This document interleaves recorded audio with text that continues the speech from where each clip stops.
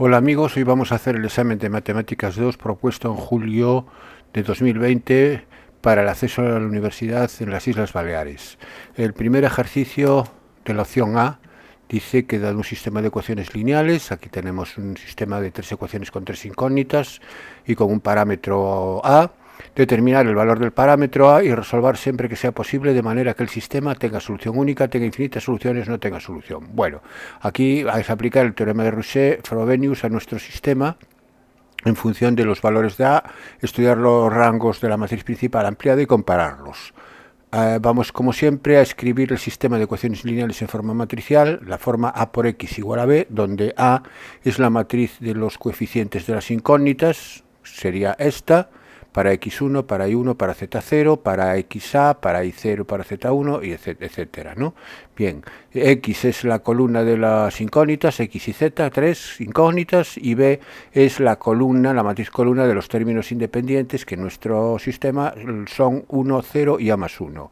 Bien, pues una vez que ya tendremos el sistema de ecuaciones expresado en forma matricial, vamos a estudiar el rango de la matriz principal. Para estudiar el rango de la matriz principal, como va a depender del parámetro A, lo primero que estudiaremos es el determinante de A. Y el determinante de A, haciéndolo por la regla de Sarrus, es 1 por 0 por A0, 1 por 1 por 1, 1, A por 1 más A por 0, 0, menos, ahora por la diagonal secundaria sería 0 por la diagonal secundaria, y por las paralelas de la diagonal secundaria sería 1 por A, por el opuesto a cuadrado menos a cuadrado, que es el que tengo aquí, y por último menos 1 por 1 más a por 1, que es menos 1 menos a.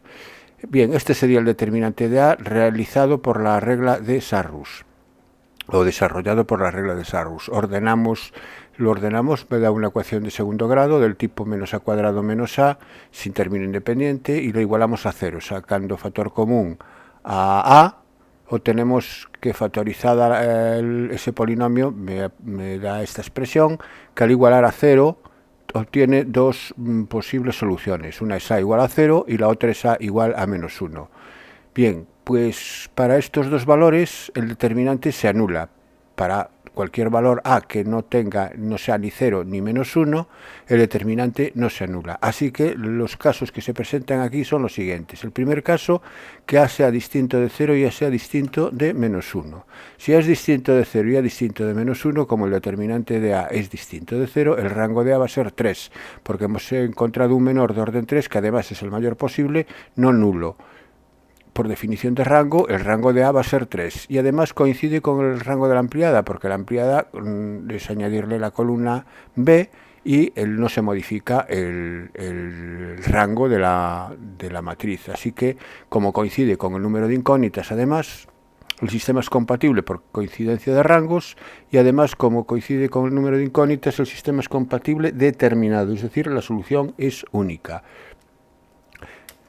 Bien, pues vamos con el caso siguiente, el caso 2, es que el caso A igual a 0. Si es igual a 0 ahora, A va a ser la matriz siguiente, si sustituimos A por 0 en la expresión de la matriz A. Y vamos a ver, sabemos que el rango de esta matriz tiene que ser menor que 3, porque el determinante de A es 0. Para el caso A igual a 0, el determinante era 0, así que el rango no puede ser 3.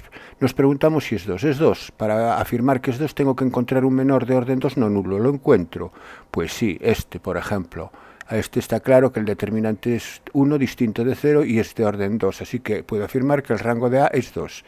Y la ampliada, bueno, pues la ampliada sería esta matriz, y observamos lo siguiente. Esta matriz tiene columnas, tiene columnas iguales, 1, 0, 1, 3 columnas iguales, donde una de ellas es la matriz columna de los términos independientes. Entonces aquí cualquier menor de orden 3 que yo tome, va a tener siempre al menos dos columnas iguales. Si va a tener al menos dos columnas iguales, el determinante es 0. Así que ya no comprueba una a una las matrices de orden 3. O sea, ya he demostrado con este argumentario que el determinante es 0, así que el rango de la ampliada no puede ser 3 tampoco, va a ser 2. Si los rangos coinciden, el sistema es compatible, y además es menor que el número de incógnitas, es un sistema compatible indeterminado con un grado de libertad, porque el número de grados de libertad es igual a el número de incógnitas menos el valor del rango, en este caso 3 menos 2, que sería 1. Bien, pues ya tenemos el caso A igual a 0, compatible indeterminado. Bueno, voy diciendo con quién se corresponden con lo que me pide el problema. El apartado A, solución única, es A distinto de 0 y A distinto de -1. El apartado B, tenga infinitas soluciones, es el caso A igual a 0. Y el caso tercero, vamos a comprobarlo si es este o no. Vamos a ver qué ocurre si es igual a -1. Si es igual a -1, la matriz A ahora se convierte en esta matriz. Sabemos que el determinante de esta matriz es 0. Eso ya lo sabemos desde el principio. Entonces ahora me pregunto, ¿tiene rango 2? Busquemos un menor de orden 2 aquí dentro distinto de 0. Pues por ejemplo, este me sirve también. Entonces el rango es 2. Puedo afirmar que el rango es 2. Vamos con la ampliada. En la ampliada voy a coger los menores de orden 3 de forma que si cojo las dos primeras columnas con la última, tengo dos columnas iguales, que es la 1, 0, 0. Aquí lo vemos. Y si cojo las dos últimas columnas, la segunda y la tercera, con la última, sigo teniendo dos columnas iguales. Entonces, esos determinantes con dos columnas iguales me va a dar 0 por las propiedades de los determinantes. Aquí la única posibilidad que dé distinto de 0 es tomar un menor de orden 3 que no tenga dos columnas iguales. Y sería la primera columna, la tercera columna y la cuarta columna. Sería este determinante que tengo aquí. Si calculo este determinante, resulta que también me va a dar 0.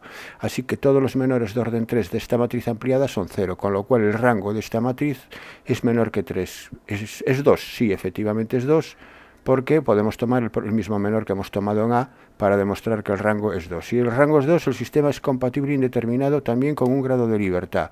Conclusión, que el apartado B tendría dos casos, el caso A igual a 0 y el caso A igual a -1 están inmersos en el apartado B. El apartado C, pues la respuesta sería que no hay ningún valor de A para el cual el sistema dado no tenga solución. El sistema siempre va a ser compatible, determinado en el caso 1 e indeterminado en el caso 2 y en el caso 3. Bueno, pues este sería el estudio del sistema. Ahora, otra cosa es la resolución, que también me lo pide.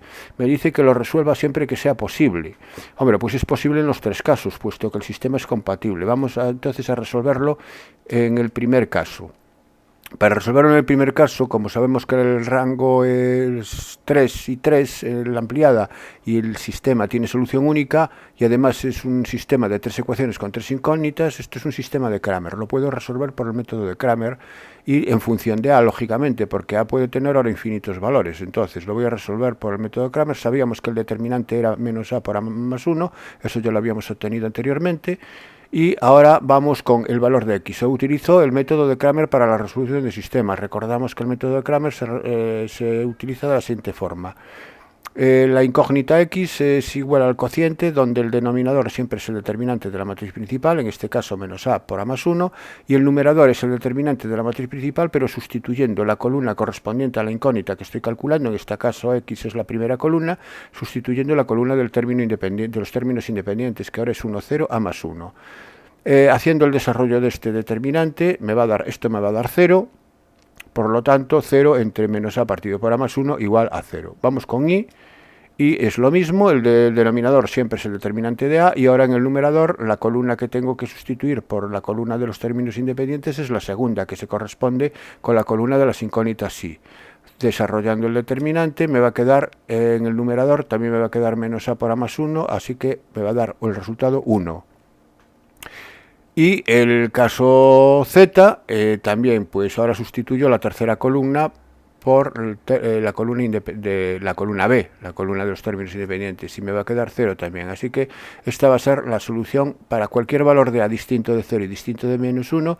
Las soluciones de mi sistema van a ser x0 y 1, z0. Vamos con el caso 2. El caso 2 es el caso era igual a 0. En el caso igual a 0 tomábamos como menor, para demostrar que el rango era 2, este menor aquí. Y ahora este menor lo vamos a utilizar para resolver el sistema. Este menor se corresponde a la primera ecuación y a la segunda, a las dos primeras ecuaciones. Con lo cual el sistema que vamos a resolver va a ser un sistema de dos ecuaciones con 3 incógnitas en principio, donde vamos a prescindir de la última ecuación, que aquí no interviene en nuestro menor. Así que cogemos las ecuaciones correspondientes al menor, que serían x más y igual a 1 y z igual a 0. A continuación damos el grado de libertad, como era con un grado de libertad. Tenemos que darle a una de las incógnitas la libertad. Z igual a 0 no se lo podemos dar, a z no se lo podemos dar, porque z ya está clavado, es decir, z ya vale 0, entonces no le podemos dar libertad, no la tiene. Pero a x o a y sí, entonces le damos libertad a uno de los dos. ¿A cuál? Bueno, para seguir un criterio siempre el mismo, yo siempre le voy a dar libertad al valor de la incógnita que no interviene en mi menor, en el menor este que tengo marcado aquí. Aquí, ¿cuál no interviene? No interviene en la primera columna, que se corresponde con la incógnita x. Entonces yo le doy el valor, la libertad a x, es decir, x le llamo alfa, y despejo y será 1 menos alfa, como y z era constante, era 0, así que ya tengo las soluciones de mi sistema son estos, son x0, perdón, x alfa y igual a 1 menos alfa y z igual a 0, para cualquier valor de alfa perteneciente a R, obtenemos las infinitas soluciones de este sistema compatible indeterminado. Y en el caso siguiente, en el caso a igual a menos 1, también era compatible indeterminado. ¿Qué menor tomábamos en A? Tomábamos este también, que se corresponde ahora con qué ecuaciones, con x más y con la primera y la segunda, que serían x más y igual a 1 y a por x más z igual a 0, pero ahora a es menos 1, entonces me queda menos x más z igual a 0. Aquí tengo el sistema equivalente que tengo que resolver. ¿A quién le doy la libertad? Se la doy a x también, porque es la que no me interviene en el menor, entonces le llamo a x, le llamo alfa, despejo y es 1 menos alfa, y z es x, que es alfa, con lo cual yo tengo también las soluciones, ya he despejado x y z en función de alfa, con lo cual la tengo la solución de mi sistema compatible indeterminado. Para cualquier valor de alfa que tome, obtengo las distintas soluciones de este sistema. Bueno, pues eso sería la solución. Vamos con el ejercicio número 2 dentro de la opción A siempre. Me dan una función real de variable real definida de esta forma, pues un polinomio de grado 3, y calcular la ecuación de la recta tangente a la gráfica de la función en el punto de abscisa x igual a menos 1. Bueno, recordar que la ecuación de la recta tangente viene dada por la expresión siguiente, y menos f del punto, la imagen del punto del menos 1 en este caso, igual a la derivada en menos 1 por x menos menos 1, porque la derivada es la pendiente de la recta tangente. Bueno, pues para ello tengo que calcular la derivada de f, que es 3x al cuadrado menos 3, y evaluarla en menos 1. Entonces f' de menos 1, lo sustituyo menos 1 en x aquí, queda 3 menos 3, 0. Ese sería el valor de f' de 1. Y f de menos 1, es sustituir o evaluar menos 1 en la función. Es menos 1 al cubo menos 1 más 3, 2. Bueno, pues una vez que ya tengo f' de menos 1 y f de menos 1, lo único que tengo que hacer es sustituirla en la expresión de la ecuación de la recta, obteniendo la siguiente igualdad. Y menos 2, que es el valor de f de menos 1, igual a la derivada es 0, y 0 por lo que sea, en este caso por x más 1 es 0. Así que la recta es la recta y igual a 2. La recta igual a 2 es una recta horizontal que pasa por el eje, que pasa por el punto 0,2 del eje de la SIS, ¿no? Bueno, pues ya tengo entonces el apartado A. Vamos con el apartado B. Realizo un esbozo de la gráfica de f de x y calcula los puntos de corte con los ejes, los extremos relativos y el comportamiento de la función en el infinito. Bueno, pues los puntos de corte, vamos a calcular primero los puntos de corte con el eje de las x, que es con el eje de las x es y igual a 0. Igual a 0 tengo que sustituir la y por 0 y me queda que x al cubo menos 3x igual a 0. Sacamos factor común a x para resolverlo y queda x que multiplica x al cuadrado menos 3 igual a 0. Y esto tiene las siguientes soluciones. Una es x igual a 0 y otra es x al cuadrado menos 3 igual a 0. De x al cuadrado menos 3 igual a 0 tenemos que x es igual a más menos raíz de 3, ¿no? Entonces tengo tres puntos de corte con el eje de las x, que son el 0, 0, el raíz de 3, 0 y el menos raíz de 3, 0. Ya he tenido esos tres puntos de corte. Ahora con el eje de las y, bueno, con el eje de las y no lo calculo porque ya lo tengo aquí. El 0, 0 es un punto común al eje de las x y al eje de las y, por tanto va a ser el punto de corte con el eje de las y. Recordemos que al tratarse de una función, con el eje de las y solamente, si tiene puntos de corte, solamente puede tener uno, no puede tener más de uno. Bien, porque el 0 solamente puede tener una imagen, en este caso la imagen del 0 es 0. Los extremos relativos. Para estudiar los extremos relativos voy a estudiar el crecimiento y el decrecimiento, para lo cual estudio la derivada de la función, que es 3x al cuadrado menos 3, veo dónde se anula, antes de estudiar dónde es positiva y dónde es negativa, primero hay que ver dónde se anula en más menos 1, y entonces estos dos puntos 1 y menos 1 son los puntos críticos que me van a dividir el dominio, que al tratarse de un polinomio es todo R, me lo van a dividir en tres intervalos, desde menos infinito hasta menos 1, desde menos 1 hasta 1 y desde 1 hasta más infinito. Estos son los tres intervalos de monotonía. Ahora voy a ver en esos intervalos si la función crece o decrece. Para ello estudio el signo de la primera derivada en ellos. Entonces tomo un punto cualquiera de este intervalo, tomo el menos 2 y calculo la derivada en menos 2. Resulta que la derivada en menos 2, al sustituirla, la derivada la tengo aquí, 3x al cuadrado menos 3, al sustituirlo menos 2 me queda positiva, porque me queda 9, ¿no? Menos 2 al cuadrado 4, por 3, 12, 12 menos 3, 9, derivada positiva. Si la derivada es positiva, la función es creciente. Entonces ya tengo que en el intervalo menos infinito a menos 1, la función crece. En menos 1, 1, pues, ¿qué punto evalúo en la derivada? Pues voy a coger el 0, que tiene que ser siempre un punto del intervalo. Da igual, cualquiera vale. El 0, la derivada en el 0 es menos 3, por lo tanto es negativa. Si la función derivada es negativa, la función f es decreciente. Y en el 1 más infinito, pues voy a tomar el 2 y el 2 me da positivo, la función creciente. Bien, ahora para estudiar los extremos es ver dónde la función cambia de creciente a decreciente o viceversa, y si el punto de cambio está en el dominio. En el dominio va a estar, porque el dominio es todo R, ¿no? Entonces, va aquí donde me cambia, de creciente a decreciente, me cambia en menos 1. Como me cambia de crecer, es decir, va para arriba la función y luego cambia de crecer, que va para abajo, quiere decir que en el punto menos 1 hay un máximo relativo. La abscisa es menos 1. ¿Y cuál es la ordenada del máximo? La ordenada del máximo es sustituir menos 1 en el valor en la función, porque es un punto de la función, de la curva, dada por la función. Entonces es el 2. La imagen del menos, ¿dónde está la función? La función es x al cubo menos 3x. Si sustituyo menos 1 ahí, me queda menos 1 más 3, queda 2, menos 1, 2. Y en el 1 cambia de decreciente a creciente, es al revés, hay un mínimo. En el x igual a 1 hay un mínimo relativo, cuya imagen, también evaluándola en la función, me da menos 2. Bueno, pues ya tengo esto y me dice que estudie el comportamiento de la función en el infinito. Bueno, el límite cuando x tiende a infinito de esta función va a ser infinito. De todos modos, la gráfica, aquí la tengo. Cuando x tiende a más infinito, podemos observar que la función tiende a más infinito, y cuando x tiende a menos infinito, la función tiende a menos infinito. Ese sería el comportamiento en el infinito.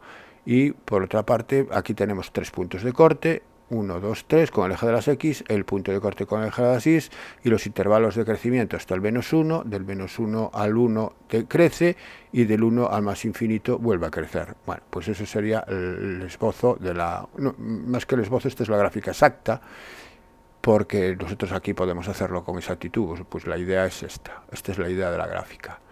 Y el apartado C calcula el área del recinto limitado por la gráfica de la función dada y la recta y igual a 2. Bueno, la recta y igual a 2 sería esta recta azul, y el área, por tanto, del recinto sería el área que me encierran las dos curvas, la recta igual a 2 y la curva dada, f de x.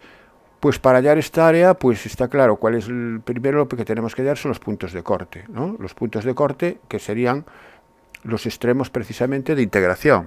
Aquí empieza el área, el punto más a la izquierda y el punto más a la derecha. Y para ello, volvemos a hacer el dibujo, igualamos para hallar los puntos de corte, igualamos las dos funciones que se van a cortar, que sería la función que nos dan, que es f de x, y igual a 2. Igualamos y resulta que obtenemos una ecuación de segundo grado, que al resolverla, perdón, de segundo grado no, es de grado 3. Si es de grado 3, vamos a hacerlo por Ruffini. Marcamos los coeficientes, escribimos los coeficientes del polinomio de grado 3, 1 para x al cubo, 0 para x al cuadrado, menos 3 para x y menos 2 como término independiente. Y esto nos va a entrar a 2. Vamos a ver, entra en los divisores del menos 2. Podría ser intentar el 1 que no va a entrar, el menos 1, el 2, el menos 2,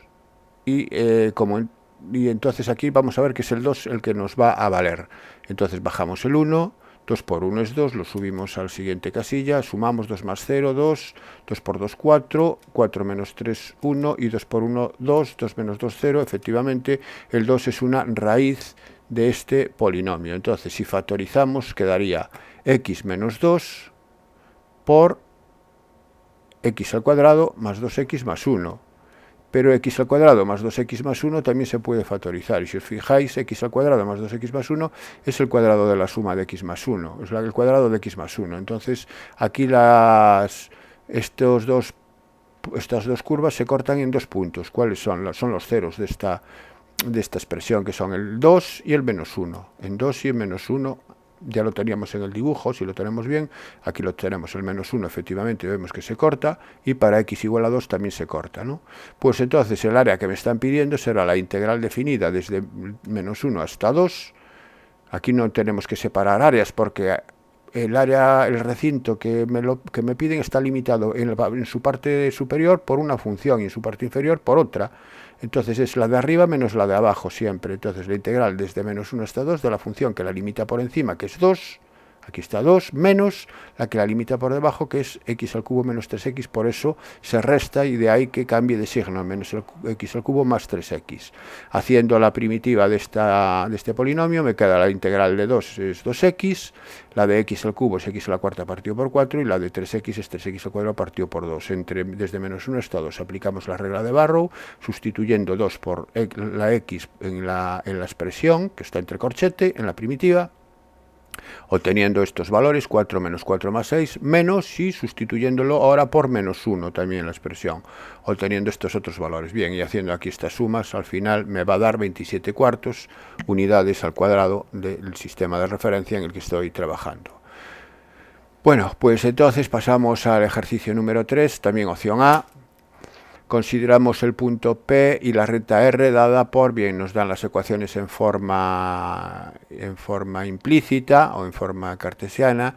Calcula la expresión de la ecuación continua de la recta R. Bueno, pues para hallar la expresión de la recta continua de la recta R necesitamos un punto y un vector director.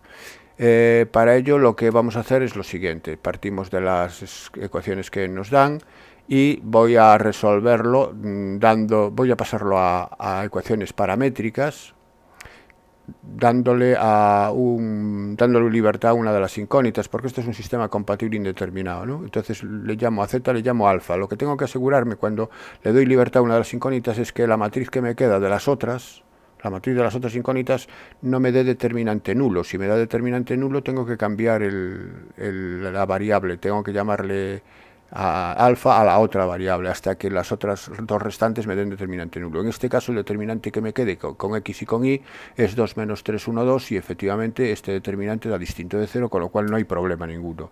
Entonces le llamo a z alfa y la alfa la trato como una constante, pasándolo a la derecha, todo lo que tenga z lo paso a la derecha y me queda este sistema. Este es un sistema de Cramer que va a ser compatible determinado con incógnitas x e y, porque ahora la z es la que le estoy dando la libertad, le estoy dando el valor. Entonces las incógnitas son x e y lo resuelvo por Cramer. La del determinante es el determinante de la matriz de las incógnitas. En este caso la matriz principal es 2 menos 3, 1, 2, que sería 4 más 3, 7, ese es el determinante de esta matriz. 7, y la x se va al término independiente, que ahora el término independiente es 1 menos 4 alfa, 2 más 3 alfa, y la columna de las y, que es menos 3, 2. Bien, haciendo aquí operaciones, me da esta expresión, me da la parte constante 8 séptimos y el coeficiente de alfa es 1 séptimo. Esa sería la primera expresión de la x de las ecuaciones paramétricas que estoy buscando. Para y, pues lo mismo, la hago por Cramer, ya sabemos el método de Cramer en lo que consiste, hago el desarrollo del determinante, la parte constante es 3 séptimos y el coeficiente de alfa es 10 séptimos. Y z es alfa, entonces ya tengo las ecuaciones paramétricas. Al tener las ecuaciones paramétricas ya tengo el punto y el vector.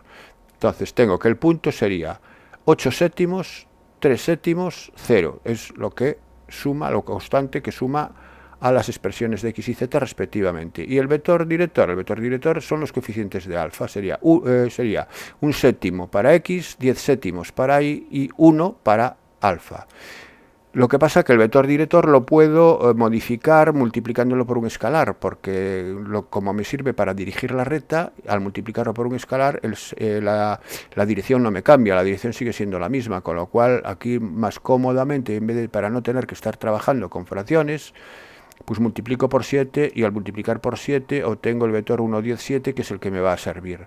el que me va a servir, es decir, servirme va a servir cualquiera de ellos, pero es el con el que voy a trabajar por tratarse de un vector que tiene como componentes números enteros y por tanto más cómodo de trabajar.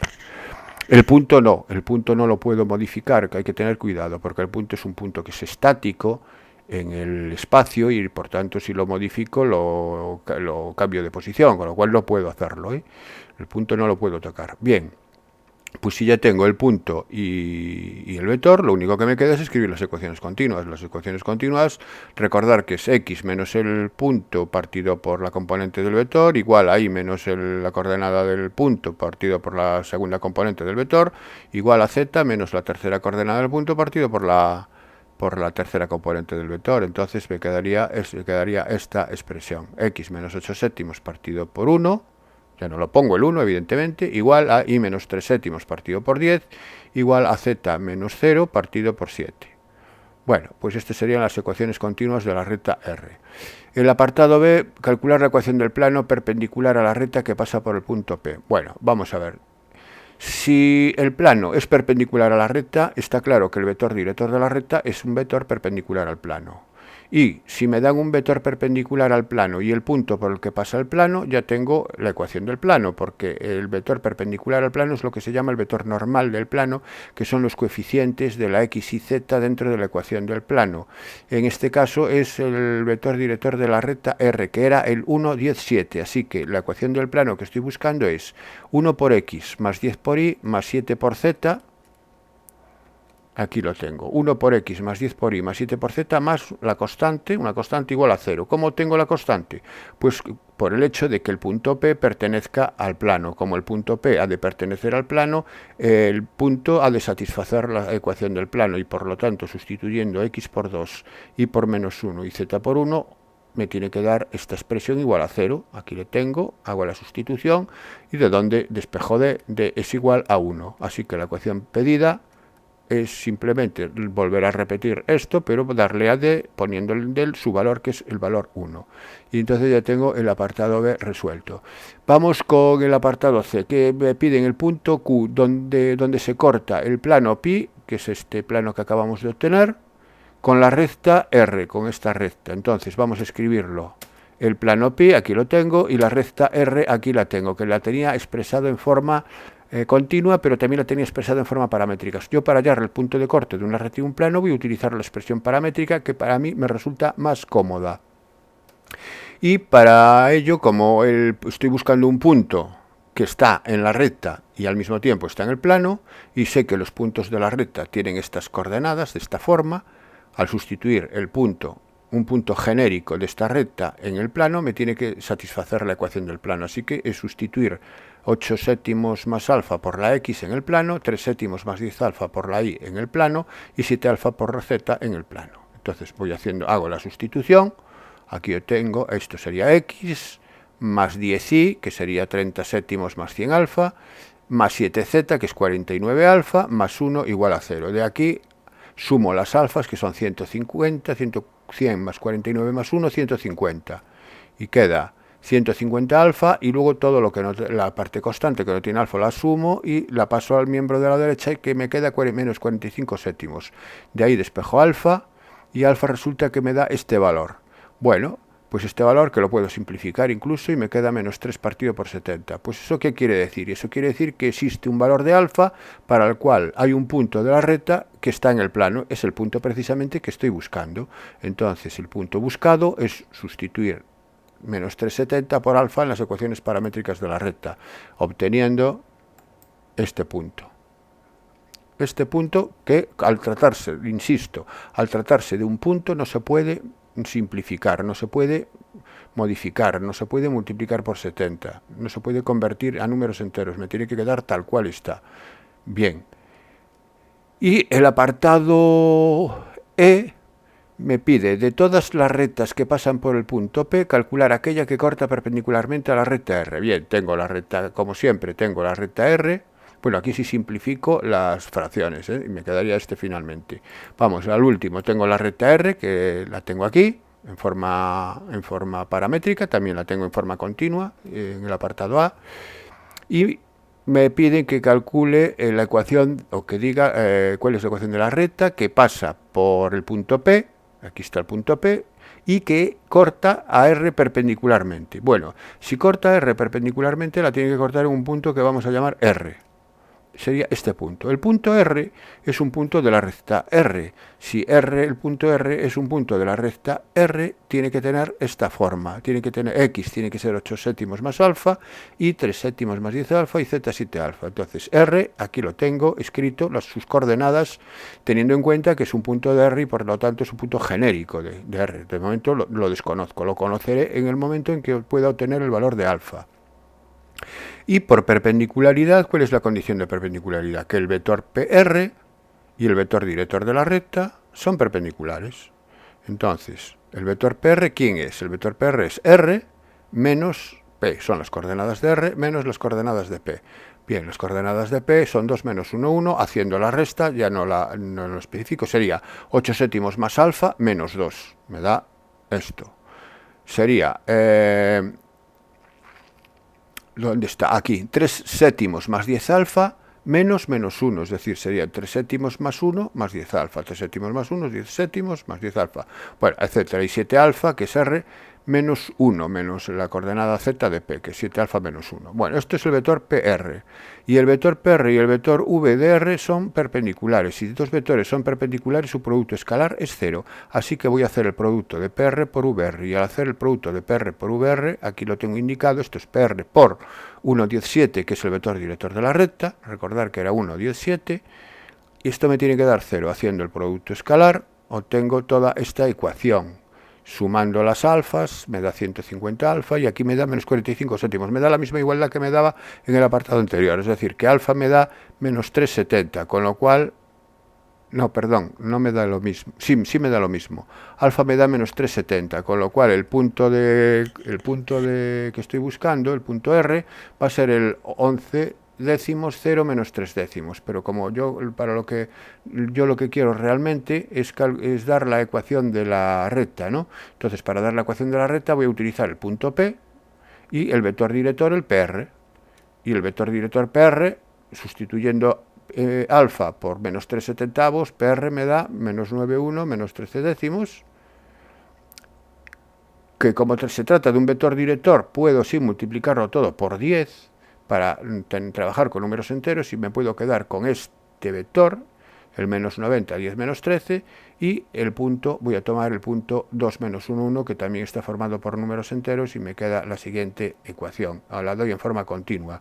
Es decir, la recta esta verde que estoy buscando es x menos, el punto será el 2 menos 1, 1, entonces resto el 2, el 1 y el menos 1, me aparece aquí, partido por las componentes del vector director, que voy a tomar el menos 90, el 10 menos 13. Esa es la recta que estoy buscando. Vale, pues pasamos al ejercicio siguiente, el número 4, dentro del apartado A. El número D es un problema de estadística. Dice que el número de horas de vida de una batería se distribuye según una normal de media 110 horas y desviación típica 0,75. Calcular la probabilidad de que al elegir una batería al azar su número de horas de vida sobrepase los 112,25. Bien, es un simple problema de distribución normal. Tenemos la variable aleatoria X, que es el número de vidas de una batería tipo A, y es una normal media 110 y desviación típica 0,75. Siempre que me den una normal, aseguraros de que las unidades en las que viene dada la media y la desviación típica es la misma, y que la pregunta que me hacen también se refiere a las mismas unidades. Siempre tengo que trabajar, las unidades siempre tienen que estar unificadas. Entonces, horas y horas. Me piden en el apartado A que el número de horas sobrepase las 112,25. La probabilidad, pues es la probabilidad de que X sea mayor que 112,25. Para lo que hacemos es tipificar, pasamos a la tipificada, pasamos de X a Z, y del 112,25 pasa a 112,25 menos la media partido por la desviación típica. Realizando ese cociente me da 3. Y como la tabla de la distribución normal solamente me da los valores de Z acumulados hasta los valores reales, en este caso tendría que ser a la izquierda de 3, no a la derecha. Eso es lo que me da la tabla. La tabla es de cola a la izquierda, y aquí me están dando mayor que 3, entonces tengo que pasar siempre al caso menor, menor o menor igual, y esto lo hago por el suceso contrario. La probabilidad de z mayor que 3 es 1 menos la probabilidad de z menor o igual que 3, y z menor o igual que 3, si ya me viene la tabla, voy a la tabla de la normal y busco el 3, y observo que el 3, que está aquí, aquí lo tenemos, me da de probabilidad acumulada 0,9987, que es el valor aquí, 3 en la columna del 0, porque es el 3 exacto, 0, dije 9987, pues voy aquí y lo sustituyo por su valor, 1 menos 0,9987, obteniendo el resultado pedido. Eso es el apartado A. El apartado B dice que el número de horas de vida sea inferior a 109,25. Inferior es menor, x menor que 109,25. Pues hago lo mismo. Ahora a la z paso la x o la z. La desigualdad se mantiene. Menor, menor, 109,25 menos 110 entre 0,75. Tipifico el valor 109,25. Y ese valor, ese cociente me da menos 1. Bueno, en las tablas, observar que en las tablas z empieza a contar siempre en 0, de 0 hasta 4,1. Por lo tanto, los valores negativos los tengo que obtener de otra manera. Para obtener los valores de z menores que un valor negativo, esto es 1 menos el valor de z menor que el positivo correspondiente. Sería 1 menos probabilidad de z menor que 1. Siempre el negativo pasa al positivo restando de 1. Así que el z menor que 1, vamos a ver cuánto vale. El 1 lo tengo aquí, 1.0, 0,8413, sería 0,8413 la probabilidad acumulada, y me queda 1 menos 0,8413, pues 1 menos 0,8413, 0,1587, que es el valor pedido.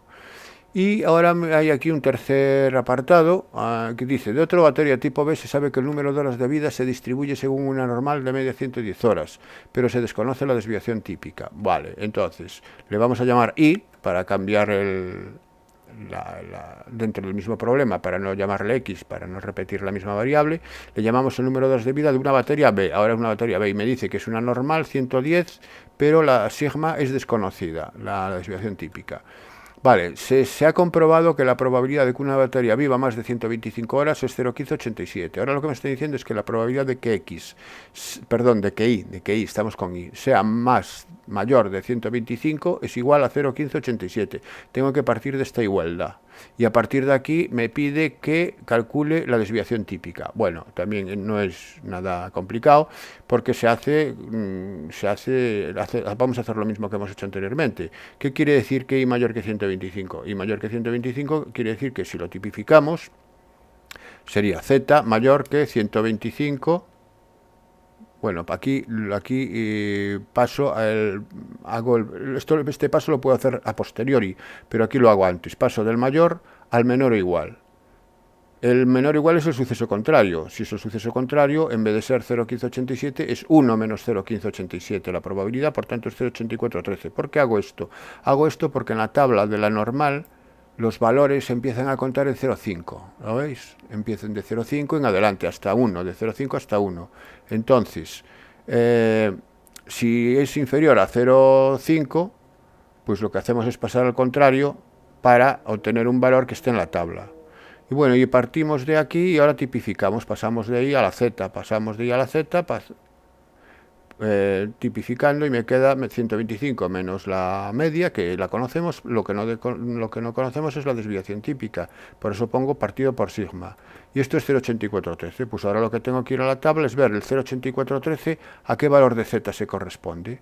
Entonces, a ver, probabilidad acumulada 0,8413, aquí la tengo, se corresponde a un valor de z igual a 1.00, es decir, a 1.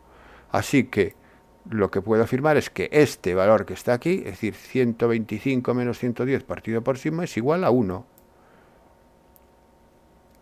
Eso es 15 partido por sigma, tiene que ser 1. Y de aquí sigma pasa multiplicando, sigma es igual a 15. 15 horas, eso sería el valor de la desviación típica. Bien, acabamos entonces la opción A, pasamos a la opción B, primer ejercicio de la opción B, o quinto de todo el examen. Una empresa tiene 3 minas A, B y C y en cada una de ellas el mineral extraído contiene los elementos níquel, cobre y hierro en diferente concentración. Las concentraciones son, en la mina A, pues el níquel tiene una concentración del 1%, de cobre el 2%, de hierro el 3%. Bueno, y me dan las concentraciones en las 3 minas. Para obtener 7 toneladas de níquel, 18 de cobre y 16 de hierro en total, ¿cuántas toneladas de mineral se han de extraer de cada mina? Plantea un sistema de ecuaciones que interprete el enunciado. Bueno, pues vamos a llamarle X a las toneladas de mineral de la mina A que hay que extraer. X toneladas de mineral de la mina A. Y toneladas de mineral de la mina B y Z toneladas de mineral de la mina C. Entonces vamos con el níquel. Resulta que para obtener 7 toneladas de níquel, vamos a obtener 7 toneladas de níquel sabiendo que la mina A me genera un 1% de níquel puro de las X toneladas de mineral que extraiga. Por lo tanto, de níquel en la mina A sería 0,01 por X, más 0,02 por Y, que es la concentración de níquel en la mina B, y la de níquel en la mina C es el 1% también, 0,01Z, y eso me tiene que dar 7 toneladas. Y así lo hago con las demás. Ahora con el cobre sería 0,02 más 0,05 más 0,03 por X y Z respectivamente. ¿Y cuántas toneladas de cobre? 18. El 0,03 por X, 0,07 por Y más 0,01 por Z se corresponde con el hierro obtenido en la mina A, la mina B y la mina C respectivamente para obtener un total de 16 toneladas de hierro. Bueno, pues este sería el sistema de ecuaciones que para trabajarlo con mayor facilidad y no tener que trabajar con estos números decimales voy a multiplicar todas las ecuaciones por 100, obteniendo así de esta manera números enteros. Si multiplico todo por 100, obtengo este sistema, es equivalente al primero y yo voy a trabajar con este. Bueno, pues ese sería el apartado A, ya está planteado el sistema de ecuaciones. Clasifica el sistema. Bueno, pues para clasificar el sistema cojo la matriz principal, que es 1, 2, 1, 2, 5, 3, 3, 7, 1, que son los coeficientes, calculo el determinante. Resulta que el determinante me da menos 3, que es distinto de 0. Esto quiere decir que el rango de la matriz principal es 3, que coincide con el rango de la matriz ampliada, porque el menor sigue siendo el mismo menor no nulo de orden 3, y coincide con el número de incógnitas. Si coincide con el número de incógnitas es un sistema compatible determinado con solución única, o también se puede decir que es un sistema de Cramer porque tiene el mismo número de ecuaciones que de incógnitas y el determinante de la principal es distinto de 0, que son las dos características de un sistema de Cramer. Y resolverlo, para resolverlo, pues lo puedo hacer por el método de Cramer. Pues el método de Cramer, recordar cuál era. Bien, aquí el método de Cramer es dividir por el determinante de la matriz principal, tanto para hallar X y Z, que en este caso era menos 3, y el numerador es el determinante de la matriz principal sustituyendo en la columna, en este caso de los X, la columna de los términos independientes, 700, 1800 y 1600. Ahora bien, como estos valores están todos multiplicados por 100, yo ese 100 lo puedo sacar factor fuera del determinante por las propiedades de los determinantes, multiplicando fuera. Entonces, para que me quede unos números más simples a la hora de hacer el determinante. Bueno, hago este determinante y finalmente el resultado que me va a dar al final, después de hacer todas estas operaciones, es 200. 200 toneladas de mineral A, de la mina A, necesito para obtener todo este níquel, este cobre y ese hierro. Lo mismo hago con Y. Lo único que cambio es en la columna de la segunda, ahora de la columna de los Y, el 100 sigue saliendo igual para afuera, y me va a quedar 300 entre 3, me va a quedar 100 toneladas, va a ser la solución, y Z lo puedo hacer bien despejando de cualquiera de ellas, utilizando estos dos resultados, o haciéndolo directamente por el método de Cramer, me va a dar esta solución, me va a dar 300. Esto lo tenéis que hacer despacio porque es fácil equivocarse en las operaciones, pero no dejan de ser. Aquí estoy aplicando la regla de Sarrus en los 3 determinantes y estas son las 3 soluciones. Podéis comprobar que efectivamente se corresponden con las soluciones del sistema original. Bien, pues pasamos al siguiente ejercicio. Considera una función, me da un cociente donde el denominador es un polinomio de grado 2, calcula su dominio y los intervalos de crecimiento y decrecimiento. Bueno, bien, vamos poco a poco. El dominio, como se trata de un cociente, tengo que extraer de R aquellos valores reales que me anulan el denominador, puesto que la división por 0 es una operación prohibida.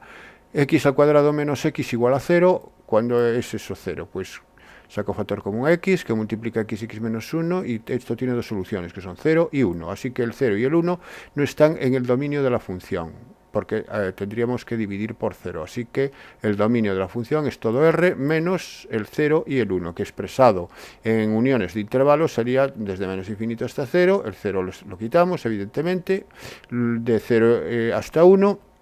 El 1 también no entra, por eso están intervalos abiertos, y de 1 más infinito. Bien, vamos a estudiar el apartado, el siguiente, dominio y intervalos de crecimiento y decrecimiento. Para estudiar el crecimiento y decrecimiento necesito la derivada. Y para hacer la derivada, este es un cociente, es derivada del numerador, que es 0, por el denominador sin derivar. Menos el numerador sin derivar, que es 3, por la derivada del denominador, que es 2x menos 1. Partido por el denominador al cuadrado. Vale, esto haciendo ese producto, bueno, no hace falta para derivar, vamos a estudiar el signo de la derivada. Antes de estudiar el signo de la derivada vamos a ver dónde se anula, y se anula cuando se anula el numerador, y este numerador se anula cuando x es igual a un medio. Ya vemos aquí que cuando se de paréntesis se hace 0 cuando x es igual a un medio. Así que el un medio me va a dividir el dominio en una serie de intervalos. Es decir, ¿cuántos intervalos tengo? A ver, de menos infinito a 0 no hay ningún punto crítico. Entonces el menos infinito a 0 queda como está. En menos infinito 0. Entre 0 y 1, entre 0 y 1 está el un medio, que es un punto crítico. Entonces hay que tenerlo en cuenta. Hay que extraerlo de 0 a un medio, luego de un medio a 1 y luego de 1 a más infinito. Esto sería el dominio cortado por el un medio. Y ahora estudiamos el signo de la derivada. Para estudiar el signo de la derivada, cogemos un punto cualquiera dentro de estos intervalos y lo evaluamos en la derivada a ver si es positivo o negativo, que es lo que me interesa. Aquí entre menos infinito y 0 cojo el menos 1. Sustituyo por menos 1. El denominador es un cuadrado. Al ser un cuadrado siempre va a dar positivo, con lo cual lo que dé el denominador no me va a influir en el signo. En el signo va a influir solamente el signo del numerador. Bien, entonces queda menos 1, queda negativo por menos 3, positivo. Derivada positiva, función creciente. Entre 0 y un medio tomo un cuarto. Lo mismo, 2 por un cuarto, un medio menos 1, negativo. Negativo por menos 3, positivo. Positivo, la función creciente. Entre un medio y 1 tomo 3 cuartos. 3 cuartos, 3 cuartos. 3 cuartos por 2, 6 cuartos. 6 cuartos es mayor que 1, por tanto 6 cuartos menos 1 es positivo. Positivo por menos 3, negativo. Pues un negativo, función decreciente. Y aquí tomo el 2, por ejemplo. F' de 2, 2 por 2 menos 1 positivo, por menos 3 negativo. Entre un cuadrado positivo queda menor que 0, función decreciente. ¿Dónde cambia? Cambia en un medio, ¿no? De decreciente a decreciente cambia en un medio. ¿Un medio está en el dominio? Sí, un medio está en el dominio. Entonces, si cambia de creciente que va hacia arriba a decreciente que va hacia abajo, ahí en un medio hay un máximo. En x igual a un medio hay un máximo relativo. Y concretamente en el punto un medio, y para calcular la imagen del extremo, lo evaluamos el un medio en la función. Y es 3 partido por un medio al cuadrado menos un medio es un cuarto menos un medio es menos un cuarto. Y 3 entre menos un cuarto es 12. Menos 12, perdón. 3 entre menos un cuarto es menos 12. Entonces ahí tendremos un máximo relativo. Bueno, pues ya tenemos el dominio y los intervalos de crecimiento y decrecimiento. Incluso hemos expresado el máximo relativo, que aunque no me lo piden, sí lo doy, ¿no? Porque es muy fácil al tener la monotonía ya estudiada. Calcula una primitiva cualquiera de la función. Una primitiva. Bueno, pues vamos a hacer la integral, que es el conjunto de las primitivas. Y para hacer la integral de esta función se trata de un cociente de polinomios, donde el grado del denominador es mayor que el grado del numerador, con lo cual hay que utilizar el método de los coeficientes indeterminados si tiene raíces el denominador. Y el denominador tiene raíces, que son 0 y 1. Son dos raíces simples, porque solamente se repiten, digamos, no se repiten el 0 y el 1, entonces son raíces simples. Eso quiere decir que el cociente original, la función original, la puedo descomponer en suma de dos fracciones más simples, donde los denominadores son los factores obtenidos una vez encontrados las raíces, y los factores que se obtienen al factorizar el polinomio x al cuadrado menos x, que es x por x menos 1. Bien, y donde los numeradores son coeficientes indeterminados, que son los que tengo que averiguar. Entonces hacemos la suma, mínimo común múltiplo, x por x menos 1, tiene que coincidir, lógicamente, y el numerador obtenemos a por x menos 1 más b por x. Como los denominadores coinciden, los numeradores también tienen que coincidir, entonces igualo los numeradores y para hallar a y b doy valores a x. ¿Qué valores le doy? Le voy a dar siempre los valores 0 y 1 porque son los más cómodos, puesto que me van a eliminar sumandos, ¿no? Y para despejar es mucho más fácil. Si x, bueno, creo que lo he hecho así, también lo puedo hacer de otra forma, sí, dándole valores. Si x es igual a 1, aquí me queda 3, es igual, el x menos 1 se anula, 0 por a, 0. Y aquí b por 1, b 3 es igual a b, es lo que obtengo. Bueno, ya está b despejado. Y si x es igual a 0, el que se anula es la b, desaparece la b, y aquí me queda menos a, 3 igual a menos a, entonces a es igual a menos 3. Resulta que si a es menos 3 y b es 3, ahora la integral que estoy buscando es la integral de a partido por, perdón, de menos 3 partido por x, más la integral de 3, que es b, partido por x menos 1. Estas integrales son inmediatas porque al tratarse de raíces simples son polinomios de grado 1 y entonces son logaritmos neperianos estas integrales. Esto es menos 3 logaritmo de x más 3 logaritmo de x menos 1, más la constante de integración. Como lo que me pide, no me piden la integral, me piden una primitiva cualquiera, me dicen. Una primitiva cualquiera es la integral con un valor de c concreto, que el que queramos darle, bueno, pues le doy el valor 0 y obtengo la primitiva esta. Esto sería una primitiva de la función f de x minúscula. Le llamo f de x mayúscula para distinguirla, ¿vale? Bien, y por último me pide calcular el área delimitada por la gráfica de la función, el eje de las x y la recta x igual a 2 y x igual a 3. Sin necesidad de hacer el dibujo, Esto es sin necesidad de hacer el dibujo en principio. ¿Dónde cortaba el eje de las x? Eso lo vimos, cortaba el eje de las x, no corta el eje de las x, fíjate que esta función nunca se anula, porque si lo igualo a 0, me queda 3 igual a 0, por lo tanto esta función nunca se anula. Si no se anula, quiere decir que o está por encima del eje o está por debajo del eje. A ver, entre 2 y 3, también hay que tener en cuenta que el dominio no es todo R, pero entre 2 y 3 no hay problema, porque entre 2 y 3 está dentro de este intervalo que está en el dominio, entonces la función entre 2 y 3 es continua. La función entre 2 y 3 es continua y no corta el eje de las x. Eso quiere decir que está o por encima o por debajo. Entonces es lo que vamos a averiguar. La primitiva ya la tenemos. La vamos a copiar. A ver, entonces, a ver, ¿qué le pasa en el intervalo 2,3? En el intervalo 2,3, para saber si está por encima del eje o por debajo del eje, yo lo que hago es coger un punto del intervalo. ¿Qué punto cojo? Bueno, pues cojo el punto que está en medio. El punto que está en medio es la suma partido por 2. 3 más 2 entre 2, 5 medios, que es 2,5. Es un punto que está ahí, ¿no? Y calculo la imagen. Sustituyo 5 medios en la función y esto me da positivo. Si me da positivo, quiere decir que en el intervalo 2,3 la función está por encima del eje de las x. Esto es importante porque a la hora de hacer el área recordar que era siempre la función que la limita el recinto, el área del recinto es la función que lo limita por encima menos la que lo limita por debajo. Entonces, como la limita por encima, la que tengo que cambiar de signo es la que está por debajo, que en este caso es el eje de las x, pero el eje de las x es igual a 0, con lo cual no tengo que restar nada, restar 0 no restar nada, así que lo que me están pidiendo es la integral desde 2 hasta 3 de la función que está por encima, que es la función f, que es esta, 3 partido por x al cuadrado más x, menos el eje de las x, que es 0, no lo pongo, queda así. Entonces, ¿cómo esta integral? Esta integral la tengo ya, la primitiva la tengo calculada en el apartado anterior, entonces es solamente poner la primitiva entre 2 y 3, evaluarla entre 2 y 3 por la regla de Barrow, que es sustituir la x por 3 y sustituir la x por 2 y restarlo, obteniendo finalmente esta expresión, que bueno, que con la calculadora podéis expresarla en forma decimal, lo que os dé, yo la dejo así, con los valores del logaritmo de 3 y de 2. Bien, vamos con el ejercicio siguiente, dada la recta y el plano, una recta R y un plano pi, y se pregunta si existe algún valor del parámetro m, para el cual el plano y la recta son paralelos. Bueno, para hacer este apartado hay la forma corta y la forma un poco más larga. Yo lo voy a hacer de las dos formas para que veáis las dos posibilidades. Entonces vamos con el primer método. Paso la recta R a paramétricas. Y tengo el plano pi.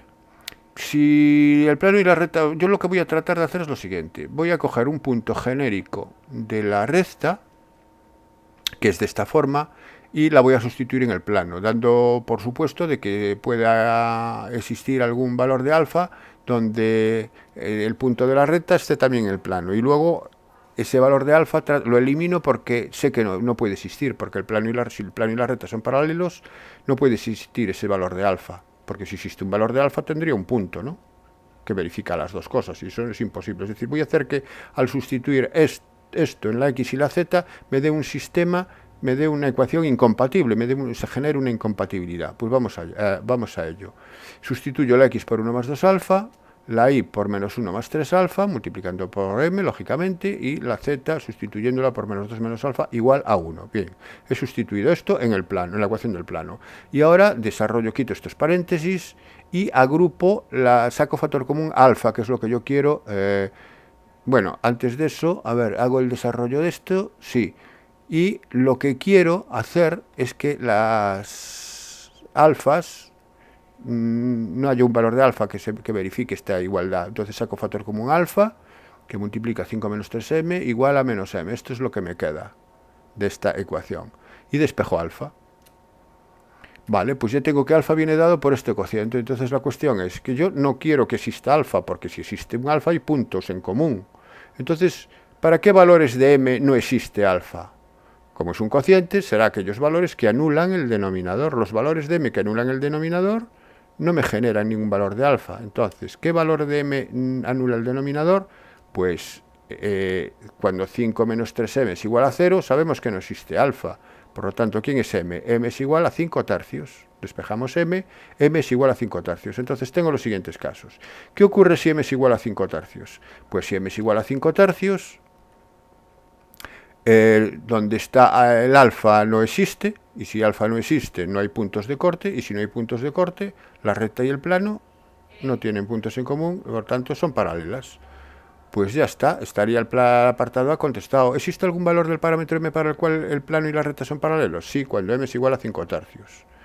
¿Qué pasa si m es... a ver, porque dice, el plano contiene la recta, el plano P nunca contiene a la recta. ¿Por qué el plano pi nunca contiene a la recta?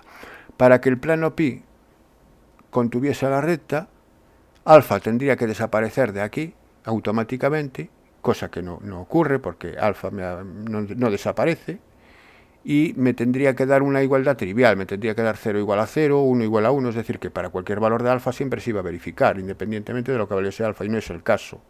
No es el caso. Así que el plano pi nunca contiene la recta. Y el C, el plano y la recta se cortan exactamente en un punto. Bueno, pues eso está claro. Cuando m es distinto de 5 tercios, la recta y el plano se cortan en un punto, porque cuando m es distinto de 5 tercios, para alfa hay un valor único. Y si hay un valor único, hay un punto aquí único, que es el punto de corte entre la recta y el plano. ¿Y cuál sería ese punto? Bueno, pues hay que hacerlo. El punto habría que calcularlo en función de m.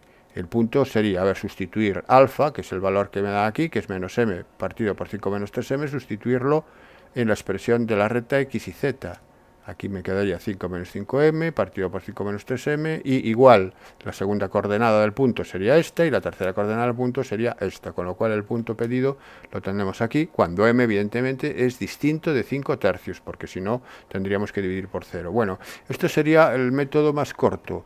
Este problema es un poco largo. ¿Y cuál sería el método largo? El método largo sería convertir la ecuación, pasar de ecuación continua a ecuaciones implícitas. ¿Cómo? Vamos allá. Pues cogemos la primera igualdad, por ejemplo, la de x menos 1 partido por 2 igual a y más 1 partido por 3. Bueno, este es el plano, ahí dejamos el plano. Cogemos sería 3x menos 3 igual a 2y más 2, multiplicando en diagonal. Y ahora cogemos la segunda igualdad, con y más 1 partido por 3 igual a z más 2 entre menos 1, y lo mismo, multiplicamos en diagonal y obtenemos estas dos ecuaciones. Estas dos ecuaciones me generan las ecuaciones implícitas de la recta R. Y tenemos entonces la recta R con dos ecuaciones y el plano con una tercera ecuación. Pues si tienen puntos en común, tendrán que verificar las tres ecuaciones al mismo tiempo, esos puntos. Así que se trata de resolver este sistema de tres ecuaciones con tres incógnitas, las dos de la recta y la ecuación del plano, y ver que para qué valores de m, cuál es la posición relativa de esos tres, de esa recta y de ese plano. Pues vamos a hacerlo. En principio lo que primero que observamos son que estos son tres planos. La matriz principal, si lo escribimos en forma matricial, sería esta, la matriz de los coeficientes, la matriz de los incógnitas x y z y la matriz de los términos independientes. Vamos a calcular el determinante de A para ver el rango, y el determinante de A me va a dar menos 9m menos 15. Lo igualamos a 0 y resulta que m es igual a 15 novenos igual a 5 tercios. Entonces esto me genera los siguientes casos. El primer caso es m distinto de 5 tercios. Si m es distinto de 5 tercios, el rango de A, como es distinto de C, el determinante de A es distinto de 0, con lo cual el rango de A es 3, que coincide con el rango de la ampliada, que es con el 5 menos 7, 1, me va a coincidir con el rango de la ampliada, igual a 3, sistema compatible determinado, solución única. Si el sistema es compatible determinado, quiere decir que solo tienen un punto en común, es decir, la recta y el plano van a tener un punto en común, así que la recta y el plano se cortan en un punto. Eso sería la solución de la recta y el plano se cortan en un punto, que sería el apartado C. El caso distinto de 5 tercios, que me coincide con la solución que di anteriormente. ¿Y cuál es el punto? Bueno, pues para calcular el punto es resolver el sistema.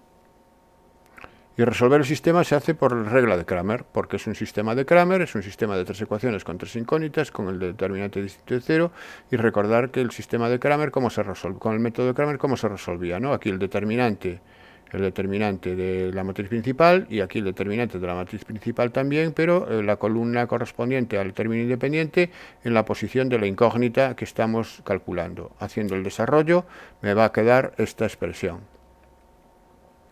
La y lo mismo y me va a quedar esta expresión, y la z lo mismo y me va a quedar esta expresión, con lo cual estas son las coordenadas del punto P en función de m. Bueno, pues ya tengo el punto P, que además me da lo mismo que en el apartado anterior, que he hecho de la otra forma. Vamos con el caso 2. El caso 2 es m igual a 5 tercios. ¿Y qué pasa si m es igual a 5 tercios?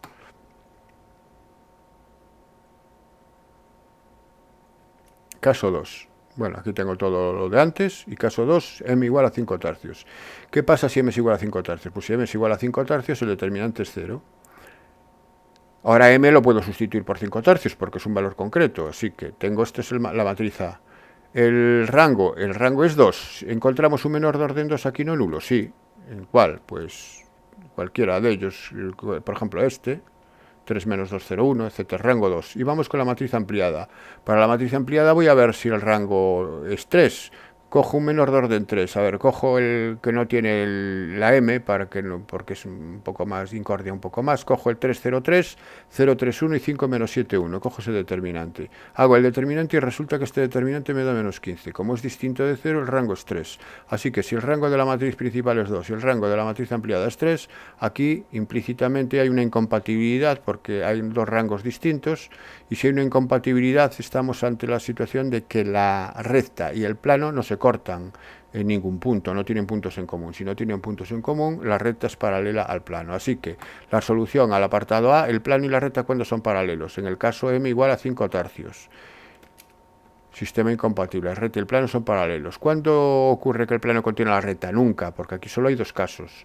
El caso recta y plano paralelos, y el caso que vimos anterior, que era recta y plano que se corta en un punto. Así que el caso B nunca se va a producir. Bueno, pues esta es la otra forma de hacerlo, por un sistema de tres ecuaciones con tres incógnitas.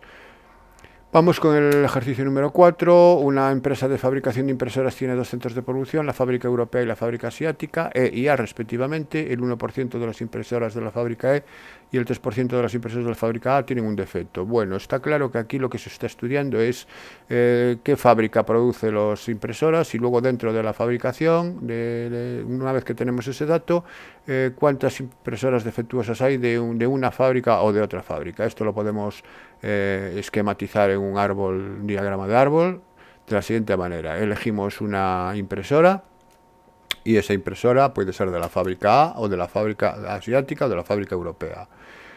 Bien, si es de la fábrica europea, ¿qué puede ocurrirle? Que sea defectuosa o que no sea defectuosa. Lo mismo ocurre en la asiática, que sea defectuosa o no sea defectuosa. Voy leyendo el ejercicio y voy poniendo los valores.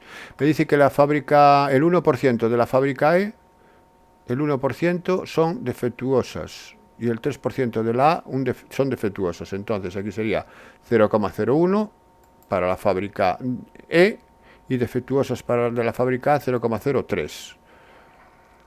El mercado de un determinado país se abastece de impresoras procedentes de la fábrica en un 80%, es decir, las que proceden de eso son el 80%, 0,8%, y las asiáticas la diferencia, que es el 20% restante. Dice las restantes las provee la fábrica A, que es el 20%, siempre tienen que sumarme uno.